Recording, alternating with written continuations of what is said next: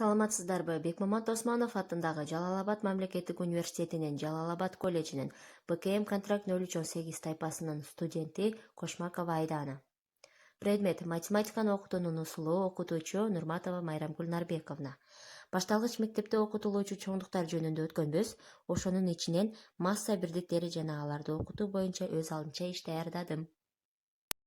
Масса бирдиктери грамм, килограмм, центнер жана тонна болуп эсептелет. Грамм килограммдан кичине болгон салмактын чен бирдиги. Килограмм граммдан 1000 эсе оор.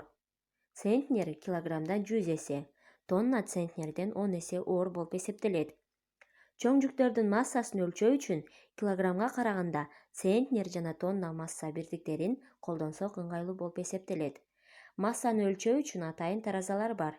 Бул тараза таштары, аптеканын таразалары жана ошондой эле азыркы заманга ылайык мына ушундай электрондук таразалар да көбөйүүдө. Масса түшүнүгүн окуучуларга калыптандырууга карата төмөндөгүдөй тапшырмаларды 3-класстарга сунуштаса болот.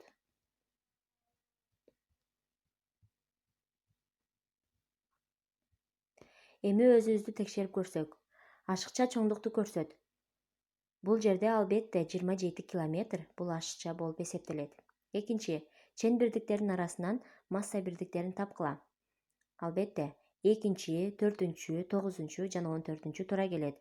Себеби экинчиде 1 центнер, төртүнчүдө 1 тонна, 9-да 1 килограмм, ал эми 14-дө 1 грамм бар. Чоңдуктардын үстүнөн арифметикалык амалдар.